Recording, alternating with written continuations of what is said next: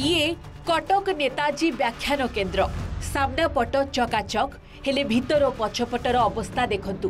भितरे जमा होईची चिप्स बाली रड आ पछपटे कुढ़ कुढ़ आवर्जना दुर्गंधमय परिवेश। विपद संकुल पथर पाचेरी अधारू अधिक पाचेरी काम सरी भी नहीं। आ सबुठु बड़ कथा जो उद्देश्य रे याकू निर्माण करा जायतिला तार लाभ पाउनाहांती लोके, कारण उद्घाटन परठू एठी झुलुछि ताला। गत अगस्ट 31 तारिख में यह उद्घाटन करथिले केंद्र मंत्री धर्मेंद्र प्रधान। भव्य आयोजन सह उद्घाटन दिन उपस्थित थिले नगर उन्नयन मंत्री, कटक बारबाटी विधायिका और मेयर प्रमुख व्यक्तिविशेष। तेबे प्रश्न उठुची, काम न सरी तरबरिया भावे उद्घाटन करा जायतिला कि काम शेष होई नथिबा कथा निमंत्रित अतिथि माने जानिथिले तो ना केवल स्वायत्त शासन दिवस रे ना नेबा पाई सीडीए और सीएमसी रो एक हीन प्रयास थिला बोली प्रश्न उठिछि। टोटल काम कंप्लीट है जदि केंद्र मंत्री आसुचंदी से जानिया दरकार ये कामटा कंप्लीट हेछि कि नहीं हेछि। जदि मेयर आसी थांते मेयर आगे बुलिकी देखि थांते तांकर जन बुलिछि कटक शहर रे से बुलिकी देखि थांते एटा कामटा कंप्लीट हेछि नहीं। काम कंप्लीट है नहीं आपण माने अधपंजरा छाड़ी की लोक कटक कटिका माने गोटे लॉलीपॉप देला बळिया देई देई की स्वयं सगर ओपनिंग कर तरवरिया बाय कर देई पळेलो। किंतु अभी जो लोक भाबुचंदी काई ओपनिंग हेने रहस्यटा जाननांती। जदि प्रशासन पचाल प्रशासन करछि तार टेंडर पे तार मेंटेनेंस करबा पे की टेंडर नै देन आगामी दिन समय नबो। मोर गोटा क्वेश्चन आराइज होछि, जदि टेंडर नहीं ना तो कि मेंटेनेंस कर जाइन तले आपण तरवरिया ओपनिंग कोन पई करथले जिंसडा। 2023 मसीहारे नेताजी स्मारकी काम आरंभ करथिला सीडीए। मोट 41 कोटी टंकार व्ययबराद होइथिला। 28 कोटी टंकार नेताजी स्मारकी, 7 कोटी टंकार गंगा मंदिर पोखरीर पुनरुद्धार सह सेल्फी पॉइंट और 6 कोटी टंकार स्वाधीनता संग्रामी कारागार नवीकरण पाई व्यय अटकल होइथिला।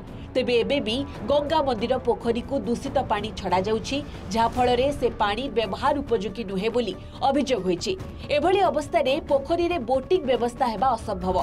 केवल बाहाबा साउटिबा पाई एभली तरबरिया भावे उद्घाटन करा जाइतिबा अभियोग करिछि नेताजी संघ।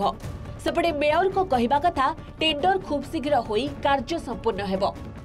41 कोटी टंका देई आपणकर सरकार से देले जे ताकू गोटे पुनरुद्धार कराई म्यूजियम फ्यूजियम करा जाऊ। जो जिनस आम आशा करूलु से जिनस हो पारानी। आजिका डेट्रे काम बंद होगा। आपण आसिकी से सांगे सांगे उद्घाटन करदे यार मूल्य कौन आम कि बुझीपालुनी। तरबरिया आज्ञा काम से सारीदे। नेताजी भाया लोक असम्मान करें किए आज्ञा नेता मंत्री आज बड़ हो गले कि बरपुत्र सबू तांको असम्मान करा जाउछि।